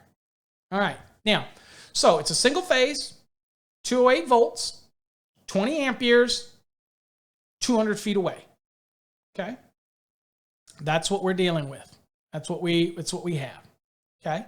So let's kind of work it. Now, the first thing we want to do is we want to solve for exact K. Okay? We want to solve for exact K. Now, how do we do it? We saw earlier. I need to go and find the 8 gauge copper, and I need to go to the DC resistance because it didn't tell me anything in here about being a steel raceway or anything like that might bump me. We're right here. Okay? So it's a single phase circuit, 208 volts, 200 amperes, 200 feet, and it's 8 gauge stranded copper. Got it. So I'm going to go to Chapter 9, Table 8, and I'm going to go over to the DC resistance, and I'm going to come down, and for an 8, you're going to notice, and again, we're going to uncode it, okay? Uncode it, okay? Coded would be something like tinned and things like uncoded, all right? Regular bare copper, okay?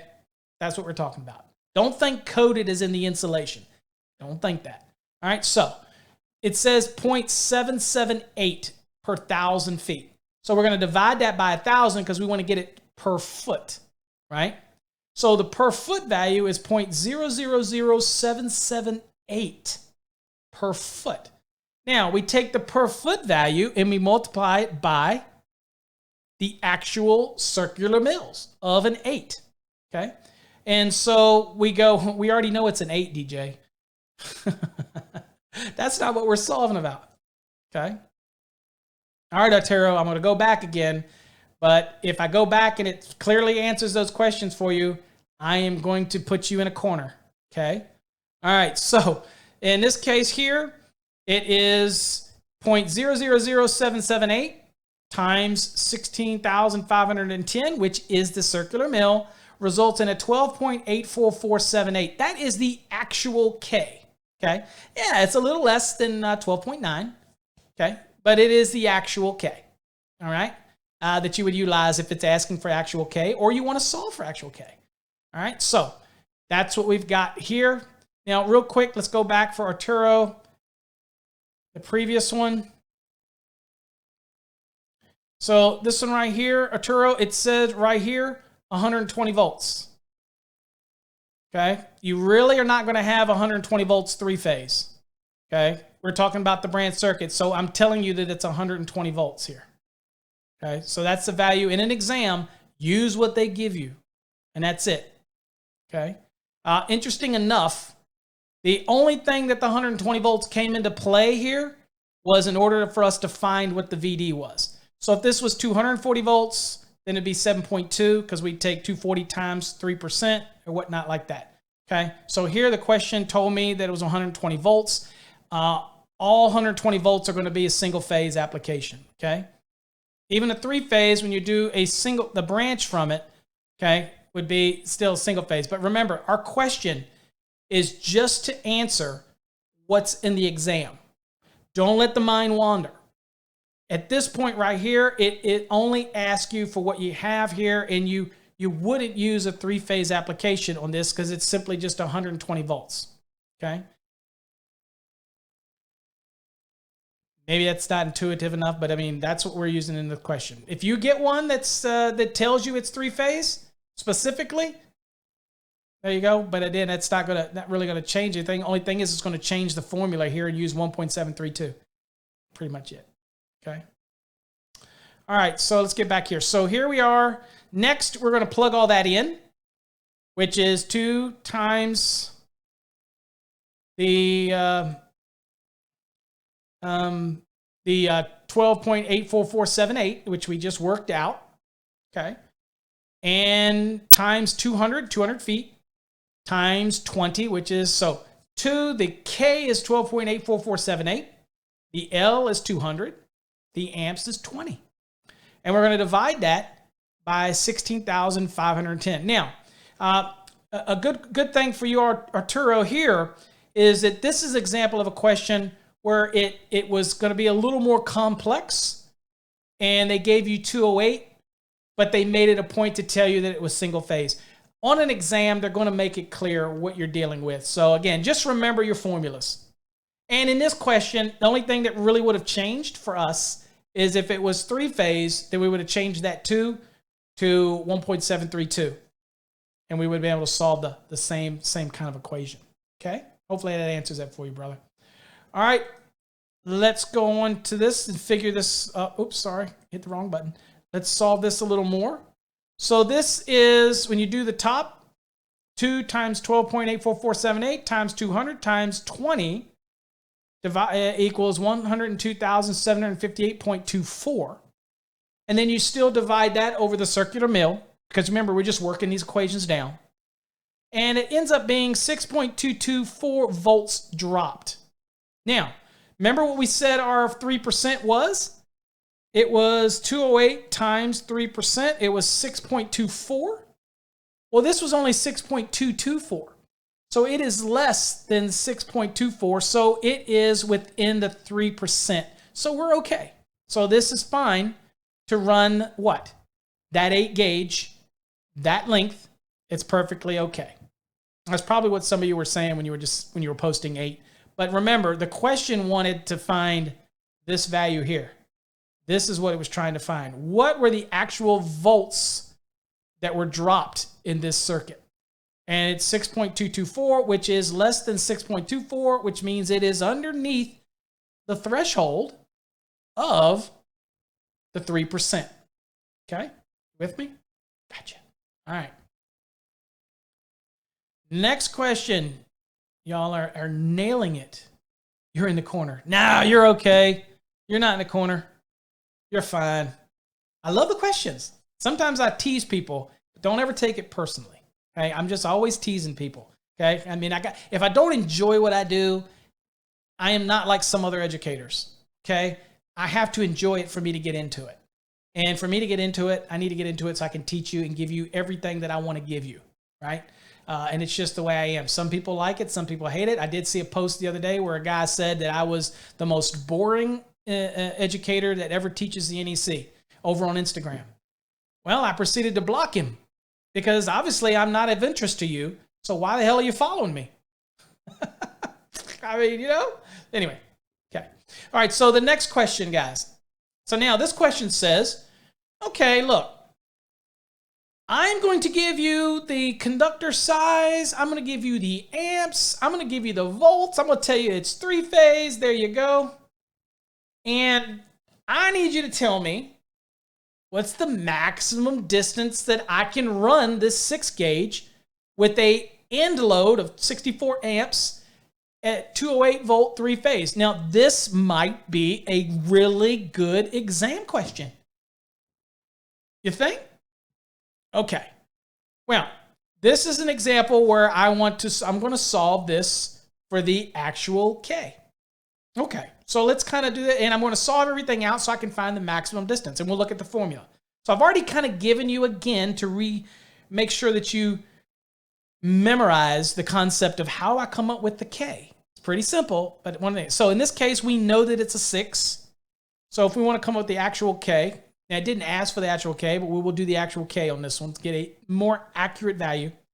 So in this case right here, the 6 gauge, I'm going to go to Chapter 9, Table 8, DC resistance, come down to the 6 gauge, okay? Come down to the 6 gauge, and you'll see that it's 0.491. That's per 1,000 feet. Remember, we want to break this down per foot, okay? All right. So we do it with you. 0.491 divided by 1,000 equals 0.000491, as we see on the screen. So that math is accurate, Ronbo. My math is good. Times the circular mils of the 6 gauge, which again, since you're already there, you might as well write down the circular mils as well. Just get into that rhythm when you're doing exam questions. Okay. So in this case is 0.000491 times 26,240. And that equals 12.88384, just like I have on the screen. So there you go, Nick. There you go. Everything's good. So that is our K. Now, we could round this 12.88. Check it. 12.9. Round it. It's going to get you. So you see where I say? It's going to get you about where you need to be. You're fine. Okay, if you want to use the approximates. And it's easier for you to remember. Okay? All right. What's up, Jay? You been in here, Jay? I guess you've been in here. You missed a lot if you just get in here, Jay. But I know you had to cook dinner for the kids and everything. You definitely pick up where I was awful. Okay, so we've got this far. So now, let's solve it. So which formula are we going to use? We're going to use a length formula. And if you jotted them down earlier when I went over them, you know that we're going to be using this formula. And all the factors are here for us. We know the circular mil, which we know what that is, 26,240. We already looked that up. The voltage drop, piece of cake. What is the voltage drop again? It's 208 times 3%. It is 6.24. Okay? That's your voltage drop. Okay? The maximum value that you're not going to exceed 3%, or that is the 3% that you don't want to exceed. Okay? Now, 3-phase. Here you go, Arturo. Here we go. 1.732 times the actual K that we calculated times the current, which is 64 amps. Again, remember, we're going to use the load in the exam question. They're going to give it to us. Okay? I get a lot of questions, and you're going to run into this once you get out in the field. Somebody's going to say, hey, what's my voltage drop for a load that's a certain length away? And you're going to ask them, you're going to say, well, what's the amps? What's your load? I don't know. Maybe whatever. So if you don't know and it's being fed by a 30 amp breaker or 50 amp breaker or whatever it is, then I'm going to use the maximum value of that breaker because I don't know any different. But on an exam, they're going to give you the values. Okay, relax. Yeah, okay. Okay, so in this case here, we've got L circular mil times the voltage drop, actual voltage drop, divided by 1.732 times the K times the I. We got some values coming in. Okay, we'll see if we're right here. Good, got you guys working some of these equations here. Thank you. So 26,240 times 6.24 divided by 1.732 times 12.88384. We saw how we worked that actual K out. Times 64, which was our I. And I'm going to work this out with you. So 26,240 times 6.24 equals 163,737.6. And the bottom one should be 1.732. Oops, if I can type it right. 1.732 times 12.88384 times 64. Should be 1,428.147896. And there we go. So those are our values. Now, simply divide the top into the bottom. Simple, straight math. This is so simple math that even Ronbo can do it. So I'm telling you, Ron, you said you were bad at math. You can do this. Okay, so 163,737 divided by 1428.147896 equals 114.65. So 114.6. You were right about Arturo. You're right there, 140.5. Close enough. So you're right there. So it's 114.6 is the maximum distance you can run a 6 gauge with a 64 amp load and not exceed the 3% voltage drop. Very conceivable question on an exam. In fact, the only reason this one was made a little harder is because it was 3-phase. But was it really any harder? No. You just used 1.732 instead of 2. It's not brain surgery, okay? But y'all are getting it. Y'all get it? All right. Ready to do a next one? All right. A little tougher one here for you. And let's see what your answers come up with. And you know what? I can't believe that I actually have the answers on the screen. This sucks. So I'm not going to have y'all do it. I'm just going to give it to you. I can't believe I thought I turned those off. Man, that sucks. All right. So that's all right. Let's work this thing out. So what is the voltage drop for a 208 volt 3-phase circuit that has a load of 300 amps and is 400 feet away from the source? The circuit is being supplied by a 500 kc mil THW copper conductor. All right, now, a little different on this one. Notice that I'm telling you that it's actually going to be in a steel raceway. Okay, now, the reason I'm saying this is because I'm going to make a point. Okay, make a point. If a question, and you did see it in this question, so my mistake, so that's why I'm telling you now. It is being run in a steel raceway. Now, I can use the the same method we use, Chapter 9, Table 8, use a DC resistance and that, perfectly fine. Probably going to come out perfectly fine. Okay? And in fact, maybe we'll work that out and we'll see the difference. Here, I've got my code book. We'll work it out and see if there's how much of a difference this makes. If it makes, hey, maybe that'll be a fun one. We'll work it out and see if it makes a difference whether you're using Chapter 9, Table 8 versus Chapter 9, Table 9. Now, why am I using Chapter 9, Table 9 this time? Because I'm dealing with a metal raceway, okay? Arturo, he solved it already. There you go. Well, give us the answers, bro. All right, so, oh, you did okay. Well, I know you didn't because you didn't give us the answer. It's actually wanting to know the voltage drop. So you got to share that voltage. But I already have it on the screen, so would be pointless now, would it? All right, so in this case here, we're going to use chapter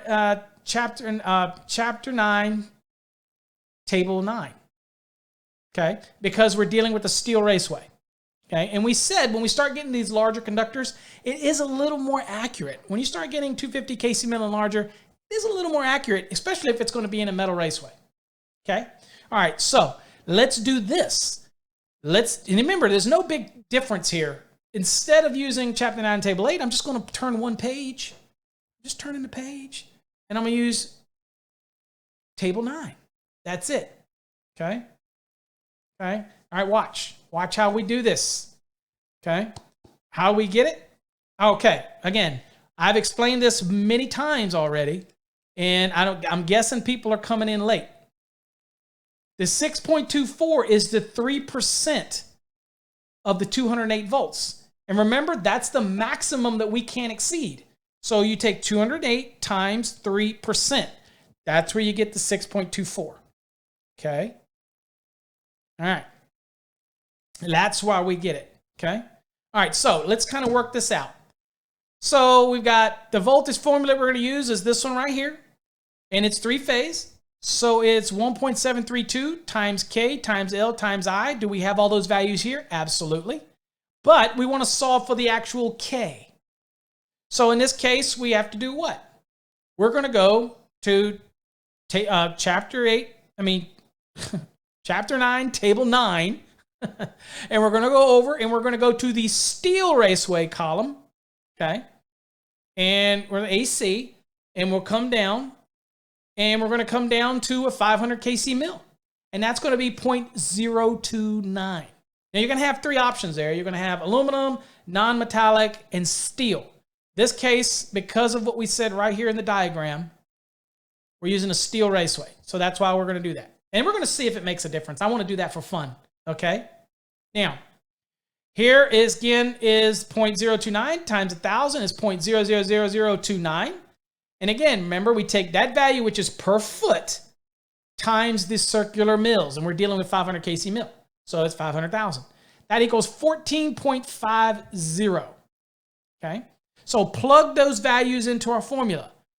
1.732 times 14.50, which is the actual K, times 400, which is the length, and 300 is the amps. And you're going to do that, and I'm going to do it with you, and I'll answer your questions here in a second. I see some questions. 1.732 times 14.50 times 400 times 300. Make sure my math is right. And it comes to basically 3,013,680. And that's what we have on the calculator, and that's what we have on the screen. And then we've got you divide that by the circular mills for that. I'm not sure. Well, I'll answer your questions in a minute, because people are seeing stuff that I'm not seeing. So I'll answer this some question. Look again, because I don't believe 0.095 is on my screen. So we'll have to look at the code, because you must be talking about the code book. So I'll get you in a second. So we want to divide this by 500,000. And that is 6.02736. That is the actual volts dropped. Now, again, we saw earlier that 3%, which we can't exceed, which is the recommended we not exceed, that was 6.24. So this is underneath that. So it complies. So that 500 kc mill is perfectly fine for that 300 amp load, for that 400 feet, as far as doing a voltage drop calculation. Now, there are things that change this in the real world, and we've talked about this, and I'm going to do a show on that talks about how the voltage drop actually affects the amps at the end and everything else. Again, but the real reason we're trying to reduce the voltage drop is so that we don't overtly affect the current at the end. Okay, so it all works together very harmoniously. Okay, that's a big word for me, harmoniously. Because remember, over on Instagram, I'm just a country old redneck from Texas who knows nothing because I don't get my hands dirty anymore. Yeah, that's what I think they said. Whatever, that's how I translated it. All right, so all right, so anyway, this is fine. Now let me answer some of the questions here. Let's see here. One is, how do you know when to use the upper or lower number when figuring out the actual K? So you're talking about in the code? All right, let me get my code so I can kind of equate that for you. And I'm not going to go to the code book tonight, guys, because I don't want to take a risk of screwing up my stream. Not my stream, but my software. Sorry. So hopefully you got a code book. But since you do and you know what you're looking at, that means you do have a code book. So let's do this here. So I'm looking at the, it's here. So now, what you need to know is if you look at the top, you're going to see at the top, the big open space at the top. For those that who's asking this question? Arturo. Notice that it says ohms to neutral in kilometers. Then it has a line, and it says ohms to neutral in 1,000 feet. The bottom one that we're using is we're dealing in ohms to neutral in 1,000 feet because all of our equations are utilizing that. Okay? So that's the difference in the two.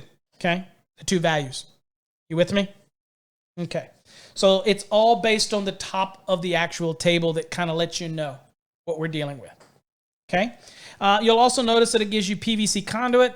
You get the aluminum conduit, and you have the steel. You're going to be under the alternating current resistance for uncoated copper. Because remember, when we're using Chapter 9, Table 8, we used uncoated for the DC resistance as well. Okay? We're not talking about tin to copper or anything like that. Okay?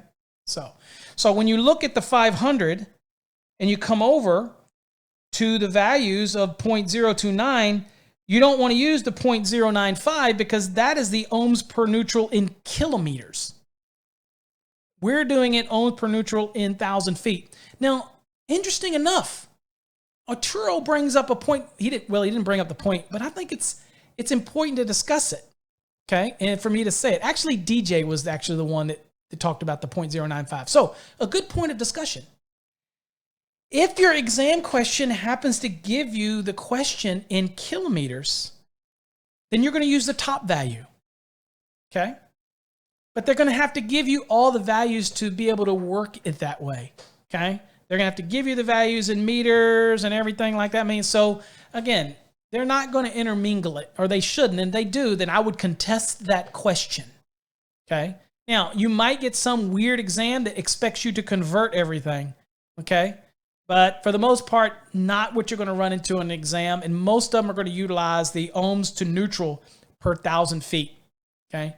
So, but good question. Very good question. Glad you asked it. Okay?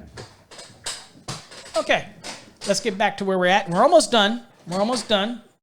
All right. So again, this is perfectly fine for this application. And we did the due diligence. Now, I said I was going to work this, didn't I? Doing the actual K and see what the difference is for this and see how big the difference is. So let me do that with you, and you can do that too. I don't know if any of you done that yet. So again, we're going to do 1.732 times 12.9. It might look like it's a bigger difference here. So times 400 times 300 equals, and I'm going to have to write this down so I can remember these, equals 2,681,136. And that's divided by 500,000. And that is 5.362. Okay? All right? So that resistance was actually less than 14. So I would expect the actual voltage drop to be less. And it was. It's only 5.36. So you see how quickly you can do that on an exam? And you're going to get, they're going to give you one of the two answers. So that's why I'm saying you're going to get so good at this. I know you are. Y'all all are. That you're going to be able to say, well, I'm going to solve for the K, but I'm going to try it with the 12.9, which is going to ultimately, but you see how the actual K was actually more accurate than using the approximate K. Now, in your exam, look at it both ways. I'm going to tell you, most of the time in exam, you just use the K, the approximate K, and you're going to have those answers, and you're going to be fine. It's important for me, because I don't know how every test is written. It's important for me that you know how to do both. That's what we want to take away from this lesson tonight. That you not only, one, know how to figure what the approximate K is, 12.9 for copper, 21.2 for aluminum, but you also know how to calculate out the K, because that's what's going to make you supertrician. Okay? I love using that term, supertrician. Okay? We're not plumbers, we're not mechanical, we're supertricians. Okay? And that's just an example. And so again, there you go. Now I knew that value being a higher approximate K is going to result in a higher voltage drop than actual using 12.9. Okay? But on exams, most of the time, all they want is the approximate K. And I will tell you, I have seen a number of exams also that because of this, they actually tell you in the question to use the K. They'll actually give you the K. Okay? They'll actually give you the K. And they'll tell you it's 12.9 or they'll tell you it's 21.2. Okay? So don't stress that. You know how to do both now, so you can get that answer quick. All right? Okay. All right, so pretty simple, right? All right, so let's go to the next one. All right, so this one here, we're ending on a tough one. So a lot of people, and I'm also throwing a curveball at you because we're going to use aluminum. People say, okay, what happens, Paul, if I'm going to a junction box and then I go from the junction box to the 30 amp load? How do I size in order for the overall to meet the voltage drop? So still 3%, but I'm going to a junction box, and A lot of times this gets done for parking lot lighting and other type of stuff. They want to know, well, how do I do it if there's two separate segments? Something about putting a box in the middle of it causes people's mind to go blow up, right? So I'm going to give you a given, and then I'm going to tell you, you need to tell me the size from that junction box to the actual 30 amp load so that my overall length doesn't exceed 3% voltage drop, okay? So all the equations are here. It's 240 volts right here, okay? I'm going to tell you that it's single phase. I'm telling you this up front. I'm telling you right now, it's single phase. And it's running to a 30 amp load right here. And this might be the diagram, for example, that they give you. They might say this question and they might give you a diagram on the screen. And this is what they give you. And so they already tell you that it's a 6 gauge being run to the junction box. So if you think of it this way, we're telling you that we're already giving you a 6. So you're only going to get out of that 6 what we're giving you to the junction box. It's up to you now to size from that junction box to the load and not violate the 3%, which is what we recommend in the NEC. So don't exceed the NEC's recommendation, 3%. Okay, first thing I want to do, what is the maximum voltage drop for this whole circuit from the start to the end? Remember, go 240 times 3%, 7.2. Okay? Pretty easy to do that. Now, incidentally, before I go any further, because I don't have any examples on it, if this was a feeder and this was the branch, then this would be 3% and this would be 2% because the feeder is 5% overall. Or this could be 3% and that leaves you only 2% here. So it's kind of like what we're getting ready to do. But again, it's very similar to what we're doing right now. You just plug in the numbers, okay? But if that was a case, if this was the main panel here and this was a remote distribution panel and this was a branch, then the feeder to the branch, 5% overall, but 3% for the branch is what the NEC recommends, 5 overall, okay? So let's solve this. This is simply just a branch circuit. Typically what you're going to get on the exams is dealing with branch. And again, you might only get 1 or 2 or 3 questions on an exam on voltage drop. I just want to make sure that you get them right, okay? The formulas don't change. Just the percentage of voltage drop changes. Don't overcomplicate it. For example, 240 volts times 3% is 7.2. If I was doing a feeder, which means I have a 3% branch and say a 2% feeder, it's 5% overall, then it would be the same concept, 240 times 5%, okay? So 240 times 5%, it's 12 volts overall that I can't drop in the whole layout of it, okay? So anyway, remember, we're studying for an exam. So let's kind of work this out. So what do we do first? Here's what we're trying to solve for. This distance. This, we already know everything. We're trying to find the conductor here. So the first thing that we're going to do is solve for this first part. We need to know how many volts of dropped voltage we have available to us, okay? And then we can do our calculation. So the first thing we want to do is we want to find the voltage drop for the provided 6 AWG, okay? So we're going to use this formula, 2 times K times L times I divided by the circular mills. Well, we know it's a 6. We know it's single phase.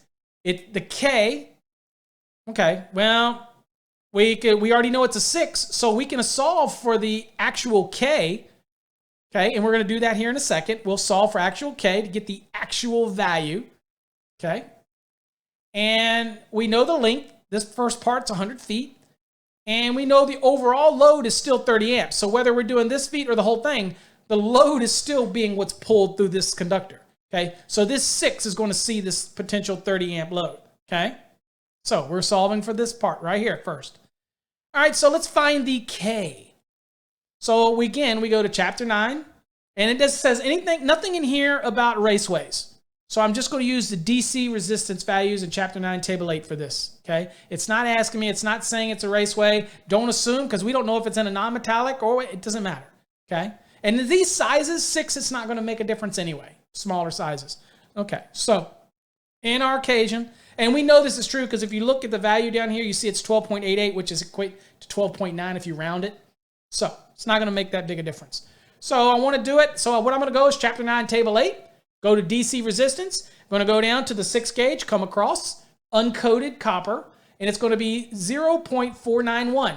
We're going to divide that by 1,000 because that's per 1,000 feet. We want to find out what it is per foot so we can plug it in, okay? Doesn't make any sense to use 1,000, so we got to get it down to the foot, okay? Because we're dealing with 100 feet, okay? So in this case, we would do 0.491 divided by 1,000, and that is going to go 0.000491. So you see that we plug that in right here. And then the circular mill of a 6, while we were there, chapter 9, table 8, we should have just popped right on over and got the circular mills. And that is 26,240. So we go 0.000491 times 0.000491 times 26,240. And that is 12.88384. And that's what you see on the screen, and that's what you can verify on my calculator there. All right, so now let's solve it. 2 times 12.88384 times 100, which is the length, times 30 amperes, divided by 26,240. So the first one equals 77,303.04. That's what you get when you do the top. And you divide that into 26,240, and that's going to come to 2.946 voltage drop. So from here to here, we have dropped 2.946 volts. Everybody with me so far? Okay, that's what we dropped so far. So we put that and we write that down. We've done that part. So we write down, okay, 2.946, it's our volts dropped. Perfect. Now and then we can see what we have left to work this out. Okay, so let's go to the next one. Now, step 2. Remember what we said, the voltage, the maximum number of volts that we can drop is 3%. And so we found that by going 240 times 3%, 7.2 volts. That's the maximum, that's the 3%. Can't exceed that. So we already know we already dropped 2.946 in this circuit. So we're going to take the 7.2, we're going to take away the 2.946 to see what we have remaining. And in this case, we've got 4.254. That's what we have to work with. Okay? That's our value that we have to work with. Now, calculate the size of the conductor that's needed for the rest of this circuit from the box here to the load. Remember to insert only the voltage drop formula remainder here. Okay? This is what we're working with now. Not the overall voltage drop of the 7.2. We've already used up 2.946 of it. We can only worry about the 4.254 right now. That's all. So in your mind, you're now focused on this right here. So we know our formula, and that is going to be, again, because what are we doing? We're sizing the conductor. So you remember earlier when I showed you all those formulas? This is the one you want. We have everything here that we need to solve this. 2, because it's single phase, 240 volt. K, we know the K value. The L, we already calculated for that K value. Now, since we don't know the conductor here for this segment, watch what we're going to do. And the L for the length, which is another 100 feet, and the I, which is still 30 amperes, and the VD, that's the voltage drop, the remaining value, that's the 4.254. That's what we have left, okay? Now, watch this. Remember, we're dealing in aluminum conductors, okay? Actually, you know what? I just noticed something. We're dealing in aluminum conductors, but what did I do? What did I do, folks? How many of you picked that up? Look at this. I did everything. The question asked for aluminum. Even I solved everything based on copper. Oh, you know, it pays. Now, Arturo, I'm going to go now to the corner. So what we're going to do is I'm going to fix this alive while I'm with you guys, and hopefully I can. You didn't catch it. Be sure to catch it, okay? Be sure to catch it, okay? I'm not going to say that I planted it, but we'll be sure to catch it. So hopefully this works for me because I'm trying this. I'm going to see if I can now go back to hold on, see if it allows me to. Yes. All right, it worked. I tried it earlier and it didn't work for me. So I'm going to do it. Before we get too far, let's go back and let's work this bad mamma jamma together. And let's go back to this one and do it together. All right, so in this equation, this is aluminum. And this is aluminum. Okay? So far, so good, right? So what is the voltage drop for a 6 AWG aluminum? Okay, walk me through it. So now I need to find the actual K. See who can find it. The actual K for the stranded AL for 1,000. So what would that value be? So let's go to the code book. Work it along with me. I'm going to go. Let's do this together. This is cool. Now, I could pop up the end slides and do this already, but it's much easier for me just to have us do it together because we're all working this stuff together. Let's do it all together. All right, so I'm going to go to Chapter 9, Table 8, and I'm going to go down to 6. And I'm going to go over to the right. And what is it? It is 0.808. Is that right? Yeah. So let's do this. 0.808. And what are we going to do? We're going to take the 0.808. That's under the aluminum column. For those that are asking, that should know. That's where we're at. And I'm going to take the 0.808, divide that by 1,000. And that's going to give me 0.000808. Okay? So we're going to change it. So I've got 0.000808. And that's that value. So now we're going to take that value and we're going to bring it down. Hopefully you all are working this out with me. Okay. Now, interesting enough, the 6 gauge, the circular mills don't change, so we're okay there.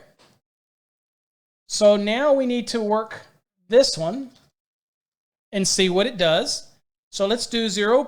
See if you guys have done it with me. 0.00808 times 26,240 equals 21.2.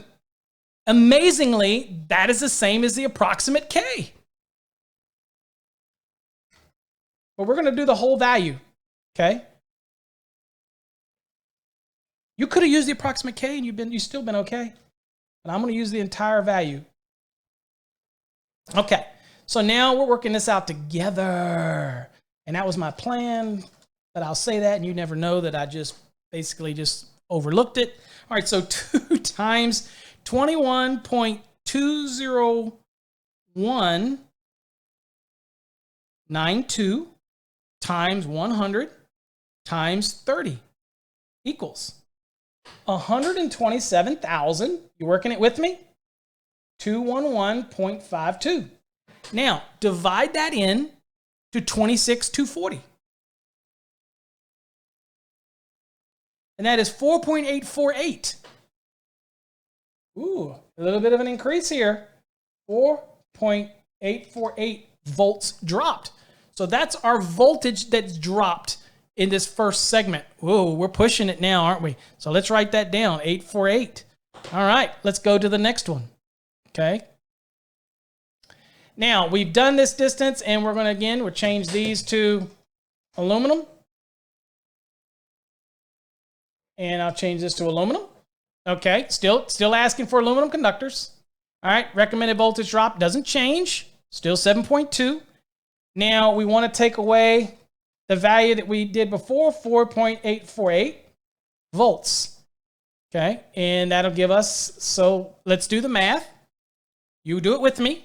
7.2 minus 4.848 equals 2.352. 2.352. Okay, so that is the remaining. Okay, that's what we have remaining. So now, actually, did I already solve this one earlier? Yeah, I probably did. See, probably already did it. So now let's solve. I probably did it, but I missed the first part, so it makes a bigger difference. It makes a huge difference. All right, so now let's solve it out. and see what we've got remaining. So in this case here, we've got the remaining that we want to plug in down here. So let's work this all out. And we'll put this over here as well, in case you've already worked it out. And we don't know that this is right yet. Might not be. Might not be for this last piece. It's going to jump up maybe. Okay, so let's work this 2 times 21 point. Actually, you know what? Yeah, we don't know the conductor size here, so that's why we're going to use 21.2. We were lucky enough to be given to us in the first leg, but we weren't lucky enough to get it in the second leg. Okay, and if my face is blocking the right side of the screen here, I'm not sure it is or not. It probably is. So I will move me out of the way so y'all can see it. And you see everything that's on the screen. Those smoke and mirrors. All right, so let's work this out. 2 times 21.2 times 100 times 30 equals 127,200. So that part's right. Divided by 2.352 equals 54,000. Whoa. Check this out. 54,081.63 if you want to go work it all the way out. Okay. So now what size do we need? Now we're going to go to where? Chapter 9, Table 8. And we're going to see where's our circular mill for 54,000. And it looks like it is a 2 gauge because a 3 gauge is only 52,000. So it means I've got to jump up to a 2 gauge. So this would be a 2. So this is a great example where you're jumping up. Now, in the real world, I probably would have increased the size of the 6 anyway, so it's better to go bigger because then it gets smaller as you get down. But in this case, we're living with what we're living with, okay? We're stuck with what we are given. And what we were given was the values here at the end. And I am so glad that we worked this thing out together and actually did this to figure it out. But here we were handcuffed because of the 6 aluminum at the beginning, right? And in all fairness, it's probably 6 copper. It would have been bumped up to at least 4 aluminum probably, but we're going to go with what was here, and that's how we would solve it. Okay. So again, it doesn't matter how you plug in the numbers. It really doesn't matter how you plug all that stuff in. It's however you want to do it. Now I'll move me back out, and I'll bring me back to the main page, and that'll bring up anything. If anybody has any questions, and those that came in late, that was awesome. I'm glad we were able to see that at the end. Man, how did we go from copper to aluminum? And the question said aluminum. Be careful. I can see that being a mistake we make, going to the columns and start pulling copper when the question asks us about aluminum. Can you see that happening? I can see that happening, right? So anyway, kind of a good lesson. Kind of worked that out.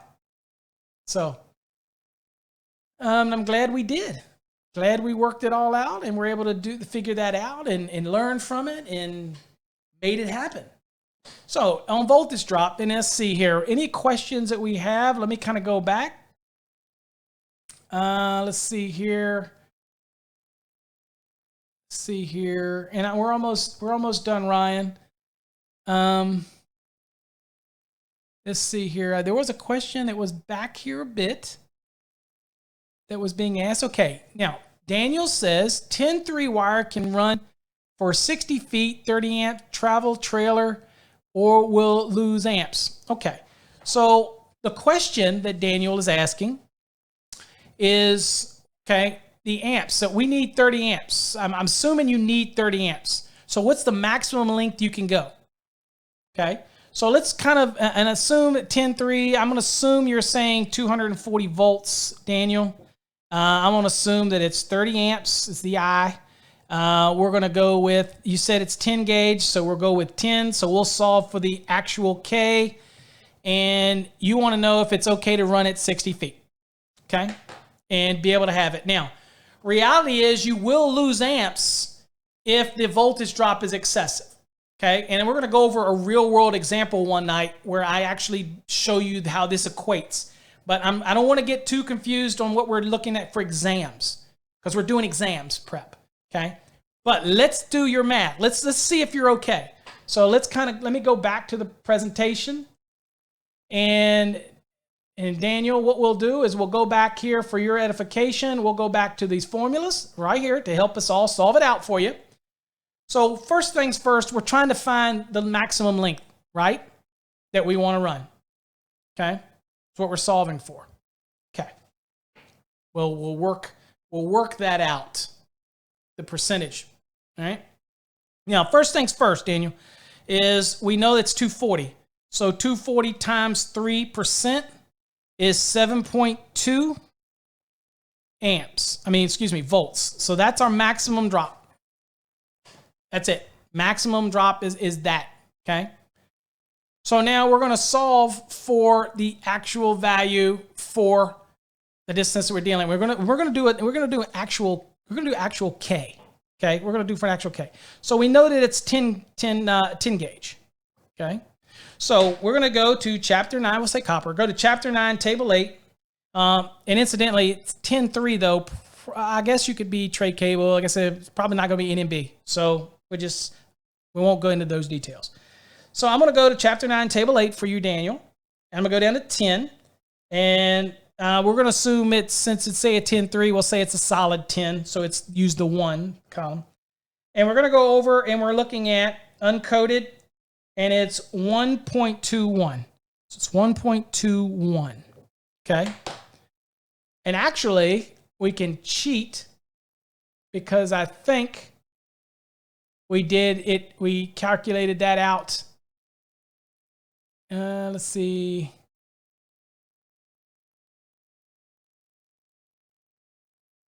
See if we did. Yeah, right. Oh, no, that's an 8. Thought we did a 10. No, we didn't. Okay, we can't cheat. We're going to have to work it out, brother. All right, so again, so that's the first thing. So what's the next thing we're going to do? We know the 7.2 is the maximum amount of voltage we can have in your situation. Now, we can go back here and see how do we solve for K. Yeah, we did do the 10, and that was our example. So we did 10 solid. So ultimately, we take that 1.21, remember, we divide it by 1,000 because we need it per foot, and that is 0.00121. And then we take that times the circular mils of the conductor that we're working with, or you're working with, 10 gauge. So that is times 10,380, and that is 12.55, or you could round it up to 12.6. So we're going to go on and take the 12.55. I'll take the actual. Okay. And we'll take 12.55. So that is our actual K. Of course, you use either or. It's going to get you in the same ballpark. Okay. So now we have that value. So we have our K. All right, so let's go back here to you for your question. Now we know that it was the formula we're using. We know the circular mils, which is 10,380. We know the voltage drop that we can have at 3% at 240 volts, and that is 7.2. So we've got that. We know the K, which is 12.55, and we know the amps, okay, which I believe you said was 30 amperes. 30 amps. Okay, so we have everything here to work this out. So let's do this length. So let's do 10,380 times 7.2 equals 74,736. Okay, so we'll keep that one down. And then we do the bottom one. 2 times, and we said it's 12.55 times 30 equals 753. Okay, so we take the first value, the top value that we had, which was, again, I can't remember. I thought I wrote it down. 10,380 times 7.2. And yes, I wrote that down. 74,736 divided by 753. 99.25. So Daniel, I can go 99.25 feet and be okay and not be a problem. So you're 60 feet. is perfectly fine. Okay? For that branch circuit. Okay? Now, one thing about the trailers and things like that, mobile homes, things like that, that's already figured. That's, first of all, those trailers aren't that big anyway, so you're not going to have, that's quite long. Unless you're doing something that's going over to the actual panel that's in a trailer, and say a mobile home, let's say, and you know that your service disconnect's got to be either adjacent or up to 30 feet away, but within sight as well. Okay? So, then that equation is all, that's going to basically be a feeder. And so I could have a maximum of 5%. So again, if I have 3% going to a load that's in the trailer that's using the 3% for the branch, then I've got 2% that I can use for the feeder. And you basically kind of do it like we did the other one with the junction box. As far as the amps, I always consider 100% of the amps that are given to me, unless they state otherwise. If it's 30 amps, then I'm going to assume a 30 amp load. Now again, we're exam prepping. We're working on exam prep here. Some of you are wanting possibly to venture into real world, and I'm not going to do it tonight. That's a separate show. I've already gone over 2 hours. We're talking about exam prep. Answer what they give you in the question. If they tell you it's 30 amps, that is your load. Use that load. Okay? That is the actual load. People say, well, what if it's continuous versus non-continuous? Look, I can pull 30 amps for 2 hours, 59 minutes, and 59 and 9/10 seconds, or whatever. Okay? Or I guess 2 hours, 59 minutes, and 59 and 9, whatever. I can pull, as long as I'm not 3 hours or more, then I can pull the maximum amount. Okay? Another thing I'll tell you is if you're doing like the one we did for motors, take the actual load. Don't add in the 125%. Okay? That's just, don't do that for voltage drop. Just take the motor's values. Take the FLC. Take the value. Okay? That type of thing. Because we're trying to solve for voltage drop. Okay? If you're on the exam question. Other than that, guys, that's all I'm going to do tonight. That's 2 hours. My wife is suffering. So it's one of those things where there's all these other different things that could come into mind that you have to worry about. Again, people ask me, well, once I establish voltage drop and I establish my conductor size in circular mills, what about then? Do I have to take the voltage? Do I have to take continuous loads into equation? Yes, but that's for the motor. Okay, that's not for us doing a voltage drop calculation.